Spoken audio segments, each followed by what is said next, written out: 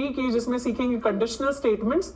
आज जो टॉपिक्स हम कवर कर रहे होंगे उसके अंदर आएंगे if else, else if, switch और ब्रेक। अब ये कुछ कीवर्ड्स होते हैं जावा के जिनके बारे में सीखेंगे। देखिए कीवर्ड्स क्या होते हैं। अब जैसे इंग्लिश के अंदर हमारे पास एक डिक्शनरी होती है जिसके अंदर जितने भी वर्ड्स लिखे होते हैं वो सारे के सारे इंग्लिश के वैलिड वर्ड्स होते हैं, बाकियों को इंग्लिश का पार्ट नहीं माना जाता। वैसे ही जावा की भी अपनी एक डिक्शनरी है जिसके अंदर कुछ वर्ड स्टोर्ड हैं और उन वर्ड्स के फिक्स्ड मतलब है, उन वर्ड्स के कोई और मतलब हम नहीं ले सकते, ना ही उनके नाम के हम वेरिएबल्स बना सकते हैं। ऐसे फिक्स्ड वर्ड्स को जावा के अंदर कीवर्ड्स कहते हैं। तो ये सारे के सारे जावा के कुछ कीवर्ड्स हैं। अब इससे पहले हमने इनपुट आउटपुट सीख लिया है जावा में, वेरिएबल्स सीख लिए हैं क्या होते हैं और डेटा टाइप सीख लिए हैं। इन सारी चीजों का यूज हम इस क्लास के अंदर कर रहे होंगे। तो आपको अच्छी चीजें इस क्लास में तब ज्यादा समझ में आ रही होंगी जब आपने पहले वाली क्लास जो है देखी हो, व्हिच वाज बेसिक जावा। अब शुरुआत करें इफ एल्स स्टेटमेंट या कंडीशनल स्टेटमेंट्स की। तो क्या होती है कंडीशनल स्टेटमेंट्स? जैसे अगर हमारा इंग्लिश का कोई लॉजिकल स्टेटमेंट हो कि आपकी जो एज है अगर वो 18 से ऊपर है तब आप एक एडल्ट हैं, नहीं तो आप एक एडल्ट नहीं हैं। ये हमने हिंदी में एक सरल सी बात कह दी। अब इसी को इंग्लिश में ट्रांसलेट करें तो if you are older than 18, if your age is greater than 18 then you are an adult, else you are not an adult. ये हमने कह दिया इसको इंग्लिश में, यानी इफ और एल्स को यूज करके। अब इन्हीं कंडीशनल स्टेटमेंट्स को हम जावा के अंदर इफ एल्स दो कीवर्ड्स की हेल्प से लिखते हैं। कंडीशनल स्टेटमेंट्स यानी यहां पर एक कंडीशन आ गई। कंडीशन किस पर आई? As per. अगर एज 18 से ऊपर है ये कंडीशन है, अगर ये ट्रू है तो आप एडल्ट हैं, नहीं तो आप एडल्ट नहीं है। तो इन्हीं कंडीशनल स्टेटमेंट्स को हम जावा के अंदर भी लिखते हैं। अगर इसको लिखने का सिंटैक्स देखें तो कुछ इस तरीके से रिप्रेजेंट करते हैं जैसे जावा के अंदर नॉर्मल कोड के अंदर कुछ स्टेटमेंट्स लिखी होंगी और बीच में आ जाएगा, टपक पड़ेगा हमारा इफ एल्स। उसको ऐसे लिखेंगे कि इफ पैरेंथेसिस के अंदर कोई भी एक कंडीशन, यहां पर कंडीशन हो सकती है सम नंबर n ग्रेटर देन 18, या फिर हमारी एज ग्रेटर देन 18, या फिर अगर हमारा a इक्वल टू b है। अब जावा के अंदर सिर्फ इक्वल टू एक बार नहीं लिखते, दो बार लिखते हैं। तो a इज इक्वल टू अगर b है तो वो भी एक कंडीशन हो सकती है। अगर हमारा कोई बूलियन वेरिएबल है, मान लीजिए इज एडल्ट, पहले से हमें पता है, क्या उसकी वैल्यू ट्रू है, वो भी एक कंडीशन हो सकती है। तो इस तरीके से इफ के अंदर कोई भी कंडीशन अगर ट्रू हो जाए तो उसके बाद जो कर्ली ब्रेसेस हैं उसके अंदर जितनी भी स्टेटमेंट्स हैं वो सारी रन करेंगी। लेकिन अगर वो कंडीशन फॉल्स हो जाए तो उस केस में रन करेगी ये एल्स वाले कर्ली ब्रेसेस की स्टेटमेंट 5 एंड 6। तो कुछ इस तरीके से इफ एल्स काम करता है जावा के अंदर। अब इसको एक सिंपल से एग्जांपल से समझने की कोशिश करते हैं। सबसे पहले हम क्या करेंगे, यूजर से इनपुट ले लेंगे एज। हमने सीखा था लास्ट क्लास में इनपुट कैसे लेते हैं जावा के अंदर। पहला स्टेप होगा ये। दूसरा स्टेप चेक करें कि अगर हमारी एज ग्रेटर देन 18 है तो हम प्रिंट करवा दें एडल्ट, नहीं तो मतलब एल्स हम प्रिंट करवा दें नॉट एडल्ट। बहुत ही सिंपल काम। अब इसी सिंपल काम को कोड की हेल्प से करते हैं। सबसे पहले क्या करेंगे, एक स्कैनर क्लास की ऑब्जेक्ट बनाएंगे। स्कैनर क्लास का हम यूज करते हैं जावा में इनपुट लेने के लिए। इसके अलावा कुछ बफर रीडर करके भी होता है, उसको हम थोड़ी एडवांस क्लासेस में पढ़ेंगे। उससे टाइम जो है कम हो जाता है, मतलब कोड आपका फास्ट हो जाता है। पर अभी हम बेसिक स्टेज में है तो धीरे धीरे काम करेंगे तो ज्यादा चीजें समझ में आएंगी। अंदर लिखेंगे system.in। अब ये स्कैनर जो है इसको यूज करने के लिए हमें इंपोर्ट करना पड़ेगा एक पैकेज java.util.star। सब कुछ ले लेते हैं, वैसे .io होता है इनपुट आउटपुट के लिए। स्कैनर क्लास का हमने ऑब्जेक्ट बना लिया। उसके बाद क्या किया, एज को हम कर लेंगे input. Int age is equal to sc.next int। Age को हमने कर लिया इनपुट। अब लिखेंगे अपना इफ एल्स। तो if age is greater than 18, ये हमने यहां जो लिखी है ये एक कंडीशन है। देन प्रिंट करवा देंगे हम एडल्ट। अब आप सोच रहे होंगे कि मैंने बस SYSO टाइप किया और फिर ये पूरी स्टेटमेंट कैसे आ गई। तो विजुअल स्टूडियो कोड के अंदर शॉर्टकट होता है कि आप SYSO टाइप करें और फिर कीबोर्ड पर टैब दबा दें तो आपके लिए पूरी स्टेटमेंट जो है वो प्रिंट हो जाएगी। तो यहां पर इफ के बाद लिखेंगे एल्स, फिर से कर्ली ब्रेस, एंड यहां पर प्रिंट करवा देंगे हम नॉट एडल्ट। तो कुछ इस तरीके से हमारे इफ एल्स की हेल्प से हम प्रिंट करवा रहे होंगे कि अगर यूजर ने एज दे दी तो वो एडल्ट है या नहीं है। If age greater than 18 then print adult, else system.out.println not adult. तो इस पूरे के पूरे कोड को सेव कर लेते हैं कंट्रोल एस दबाकर या ऊपर फाइल में जाकर, और अब इसे करेंगे रन करने के बाद इसे डीबग नहीं करना, तो हम इनपुट देंगे अपनी एज क्या लिखना चाहते हैं, सबसे पहले 15 एंटर कर देते हैं, तो 15 इज ऑब्वियसली नॉट एडल्ट। अब दोबारा से इसको रन करें अगर, और इस बार एज में क्या पास करेंगे, एज में पास कर रहे होंगे हम 21, तो 21 पास किया तो एडल्ट। तो कुछ इस तरीके से इफ एल्स काम करता है जावा के अंदर। अब एक और एग्जाम्पल लेते हैं। अगले वाला एग्जाम्पल जो होगा, हम लेवल अप कर रहे हैं धीरे धीरे। चेक करेंगे, यूजर से इनपुट ले लेंगे एक नंबर, ठीक है। अब इस नंबर के लिए चेक करेंगे कि क्या ये नंबर ऑड है या फिर ये नंबर इवन है। अब दीदी ऑड और इवन कैसे चेक करते हैं जावा के अंदर, ये तो हमने सीखा ही नहीं। तो ऑड और इवन कैसे चेक करते हैं, हमारे पास जावा के अंदर एक ऑपरेटर होता है जिसको नाम देते हैं मॉड्यूलो। मॉड्यूलो ऑपरेटर क्या करता है, ये कैलकुलेट करता है रिमाइंडर। जैसे अगर प्लस करना होता है तो प्लस ऑपरेटर होता है, माइनस करना होता है तो माइनस ऑपरेटर होता है, मल्टीप्लाई करना होता है तो मल्टीप्लाई ऑपरेटर होता है। वैसे ही जावा के अंदर ये मॉड्यूलो ऑपरेटर होता है। अगर x मॉड्यूलो y हम ले लें तो x डिवाइडेड बाय y का जो भी रिमाइंडर आएगा, रिमाइंडर वो हमें आउटपुट में मिल रहा होगा। तो जब भी x डिवाइडेड बाय y का रिमाइंडर चाहिए तो आप x मॉड्यूलो y लिख दीजिए जावा के अंदर। पर दीदी यहां पर हम करेंगे लॉजिक की बात। लॉजिक की बात ये है कि हमने मैथ्स में सीखा हुआ है कि किसी भी नंबर को 2 से डिवाइड कर दें और वो कंप्लीटली डिवाइड हो जाए और रिमाइंडर 0 आ जाए तो उस नंबर को हम क्या कहते हैं, उस नंबर को कहते हैं इवन। मतलब x डिवाइडेड बाय 2 अगर कभी भी हमारा जो रिमाइंडर है वो 0 दे दे तो मतलब वो इवन नंबर है। लेकिन x डिवाइडेड बाय 2 अगर 0 नहीं दे तो वो नंबर क्या है, वो नंबर है ऑड। अब ये जो डिवाइड है ये तो हमें क्वोशिएंट देता है जावा के अंदर, लेकिन मॉड्यूलो की हेल्प से हम रिमाइंडर निकाल सकते हैं। तो हमें क्या करना है, हमें सिंपली ये करना है कि अगर हमें एक नंबर दिया हुआ है जो हम यूजर से इनपुट लेंगे, मान लेते हैं वो नंबर है x, तो x का मॉड्यूलो विद 2 चेक कर लेंगे। अगर वो 0 हो जाता है तो मतलब वो एक इवन नंबर है, लेकिन अगर वो 0 नहीं होता मतलब एल्स की कंडीशन, तो वो एक ऑड नंबर है। इसी सेम लॉजिक को अब कोड की हेल्प से लिखते हैं। पहले हमने इनपुट लिया था एज, इस बार इनपुट लेंगे हमारा नंबर जो है x आ गया हमारे पास। अगर x modulo 2 is equal to 0, उस केस में प्रिंट कर दीजिए आप इवन, यानी एक इवन नंबर है, कंप्लीटली डिवाइड हो गया 2 के साथ। एल्स आप प्रिंट करिए ऑड। तो कुछ इस तरीके से इफ और एल्स की हेल्प से हमने देख लिया कि हमने जो नंबर इनपुट लिया वो ऑड है या इवन। इस कोड को सेव करते हैं, इसको रन करते हैं। रन करने के बाद हमारे पास नंबर हमें देना है, तो नंबर सबसे पहले देते हैं 5 है ऑड नंबर, बिल्कुल सही आउटपुट। इस बार एक इवन नंबर हम एंटर करके देखेंगे।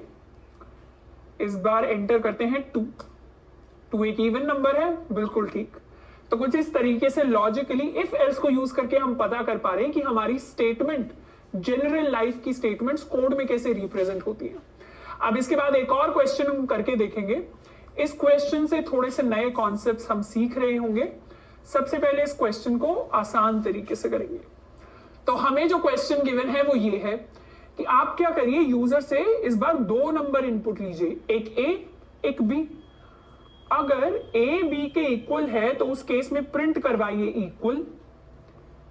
अगर a b से बड़ा है उस केस में प्रिंट करवाइए a इज ग्रेटर। अगर a b से छोटा है तो उस केस में प्रिंट करवाइए a इज लेसर। तो इस तरीके से 1 2 3 कंडीशंस हैं आपके पास, इनको आपको इफ एल्स की फॉर्म में करना है। उसको करके देखते हैं कोड की फॉर्म में कैसे करेंगे। सबसे पहले तो इसे मिटा लेते हैं। पहले हम क्या इनपुट ले रहे थे x, इस बार लेंगे a। सिमिलरली इनपुट a लेने के बाद इनपुट में लेंगे b, नेक्स्ट इंट करके। अब क्या करेंगे, अब चेक करेंगे if a is equal to b, उस केस में आप प्रिंट करवा दीजिए इक्वल। लेकिन एल्स अगर ऐसा नहीं है तो उस केस में क्या होगा, उस केस में दोबारा चेक कर लेते हैं कि क्या a b से बड़ा है। तो उस केस में क्या प्रिंट करवा रहे होंगे, ए इज, लेकिन अगर ऐसा नहीं है मतलब ए बी से छोटा है तो उस केस में प्रिंट करवाएंगे ए इज लेसर। तो ये हमने कोड लिख लिया। अगर ए बी के इक्वल है तो प्रिंट करवाइए इक्वल, एल्स दोबारा से चेक कर लेंगे, अगर ए बी से बड़ा है तो प्रिंट करवाइए ए इज ग्रेटर, एल्स मतलब इस इफ का एल्स, अगर ए बी से बड़ा नहीं है तो आप प्रिंट करवाइए ए इज लेसर। अब इस कोड को रन करते हैं। रन करके हम अपना a जो है वो पास करेंगे एज 2, b को पास करेंगे एज 5, तो a is lesser. Very clear.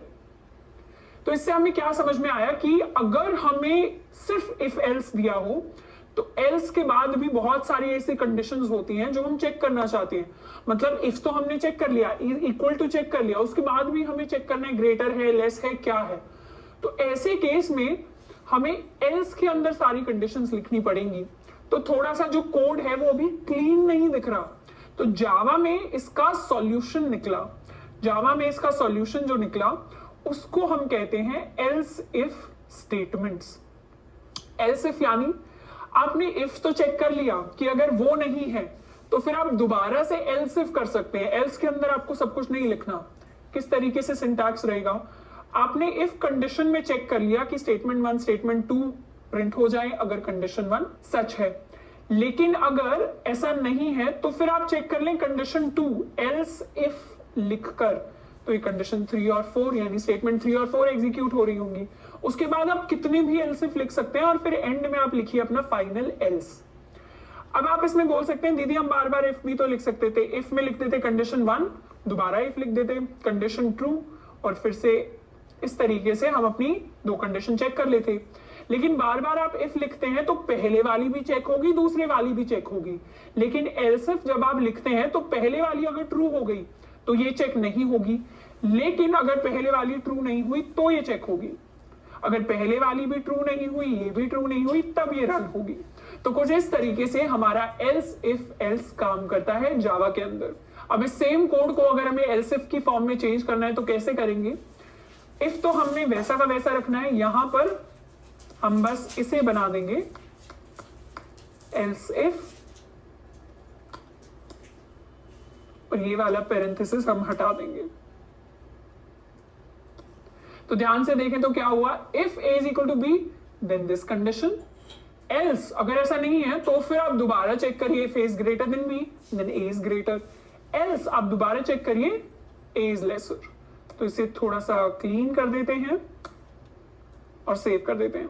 अब जावा के अंदर एक चीज होती है कि जो आपके कर्ली ब्रेसेस होते हैं वो आप सेम लाइन पर लगते हैं, ओपनिंग कर्ली ब्रेस, और क्लोजिंग वाला जो ब्रेस होता है वो नेक्स्ट लाइन में आता है।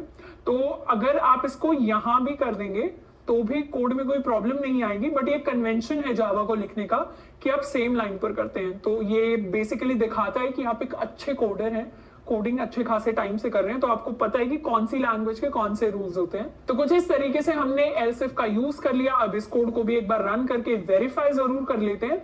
इस बार पास करेंगे a में 5 और b में 2, तो a इज ग्रेटर। तो कोड हमारा बिल्कुल है सही। अब थोड़े से क्विज के क्वेश्चंस करते हैं, थोड़ा सा प्रैक्टिस करते हैं जो भी हमने सीखा उसको। सबसे पहला क्विज का हमारे पास जो क्वेश्चन गिवन है वो है if 3 is an odd number print Bazinga. अब यहां पर ऑड की जगह इवन आना चाहिए, ये थोड़ा सा प्रिंटिंग मिस्टेक है। If 3 is an even number print Bazinga, और यहां पर आएगा मल्टीपल चॉइसेस आर करेक्ट, मतलब एक से ज्यादा जो आपके ऑप्शंस हैं वो भी सही हो सकते हैं। अब सबसे पहले एनालाइज करें if 3 is an even number print Bazinga. तो पहले ऑप्शन को हम सबसे पहले एनालाइज करके देखते हैं कि पहला ऑप्शन क्या कह रहा है। पहला ऑप्शन क्या वही कह रहा है जो क्वेश्चन में दिया हुआ है। पहले ऑप्शन में है इफ 3 मॉड्यूलो 2, मतलब जो भी नंबर था 3 मॉड्यूलो 2, हम चेक कर रहे हैं कि अगर वो इवन है तो आप प्रिंट कर दीजिए बजिंगा। बिल्कुल ठीक है, तो ऑप्शन ए इज करेक्ट, क्योंकि ये स्टेटमेंट सिंटैक्टिकली सिंटैक्स वाइज बिल्कुल ठीक है। अब बात करें ऑप्शन बी की, अगर if 3 modulo 2 is equal to 0, check किया अगर इवन है तो आप प्रिंट कर दीजिए बजिंगा। अब दीदी इसमें तो कर्ली ब्रेसेस है ही नहीं, ये कैसे सही हुआ। अब बात यह है कि जावा के अंदर इफ के पास कर्ली ब्रेसेस लगाना तब ज्यादा लॉजिकल रहता है जब आपको एक ही स्टेटमेंट प्रिंट करवानी हो, पर दीदी इसमें तो कर्ली ब्रेसेस है ही नहीं है, कैसे ठीक हुआ। तो जावा के अंदर कर्ली ब्रेसेस के अंदर आपकी मल्टीपल स्टेटमेंट्स आ सकती हैं, तो वो सारी की सारी प्रिंट होंगी अगर आपका इफ ट्रू है। लेकिन अगर आपकी सिंगल स्टेटमेंट है और वो आप बिना कर्ली ब्रेस के लिखेंगे तो भी वो प्रिंट हो रही होगी। तो इफ आपने कहीं भी लिख दिया और अगर वो ट्रू है तो उसके अगले वाली जो स्टेटमेंट है वो इफ के साथ अपने आप जुड़ जाती है। तो कुछ इस तरीके से बिना कर्ली ब्रेसेस के बावजूद आप एक सिंगल स्टेटमेंट को प्रिंट करवा सकते हैं। लेकिन इसके अलावा, बजिंगा के अलावा, अगर आपको कुछ और प्रिंट करना होता अगली लाइन में, अगर ये स्टेटमेंट सच हो जाती तो उसके लिए आपको कर्ली ब्रेसेस जो है वो लगाने पड़ते, क्योंकि अगर आपने कर्ली ब्रेसेस नहीं लगाए होते तो सिर्फ फर्स्ट स्टेटमेंट एग्जीक्यूट होती इफ के बाद। तो ये जो हमारा ऑप्शन बी है ये भी है करेक्ट ऑप्शन। अब ऑप्शन सी की अगर बात करें तो उसमें है if 3 modulo 2 is equal to 0, same condition कि ठीक है 3 को चेक करें कि वो इवन है क्या। लेकिन यहां पर ये एक स्पेशल टर्मिनेटर आपने देख लिया। टर्मिनेटर यानी अब आप यहां पर खत्म कर दीजिए इस लाइन को। इस टर्मिनेटर की वजह से ये जो नेक्स्ट लाइन है, this next line will always be executed. मतलब अगर इफ ट्रू है नहीं है फर्क नहीं पड़ता, नेक्स्ट लाइन में बजिंगा जो है प्रिंट हमेशा हो रहा होगा। इसीलिए ये जो स्टेटमेंट है ये है इनकरेक्ट, मतलब इसने वो लॉजिक फॉलो नहीं किया जो हमने क्वेश्चन में लिखा था। इसीलिए हमारे जो ABC ऑप्शंस हैं इसमें से A और B सही स्टेटमेंट्स है, C ऑप्शन गलत है क्योंकि वहां पर टर्मिनेटर आ गया। अगर ये टर्मिनेटर नहीं होता यहां तो ये बिल्कुल सही ऑप्शन होता। इसके बाद बात करते हैं स्विच होता है एक, उसके अंदर आप इनपुट पास करते हैं यानी अपना बटन प्रेस करते हैं, उस पर वो अपने दिमाग में केसेस लगाता है और कुछ प्रिंट करता है।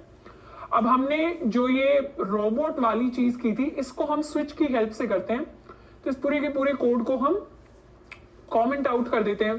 कमेंट्स क्या होते हैं? कमेंट्स कोड का वो पार्ट होता है जिसको कंपाइलर इग्नोर करता है, मतलब ये कोड का पार्ट है ही नहीं, ये नॉर्मल इंग्लिश है जिसको हम इग्नोर करने वाले हैं और हमारे कोड में ये बिल्कुल भी एग्जीक्यूट जो है नहीं हो रहा होगा।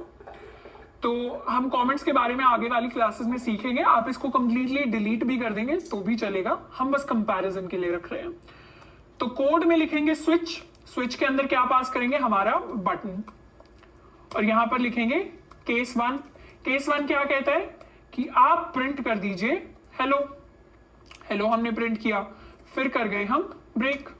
फिर आता है हमारा केस 2। केस 2 क्या कहता है कि आप प्रिंट कर दीजिए नमस्ते। नमस्ते हमने प्रिंट किया ब्रेक।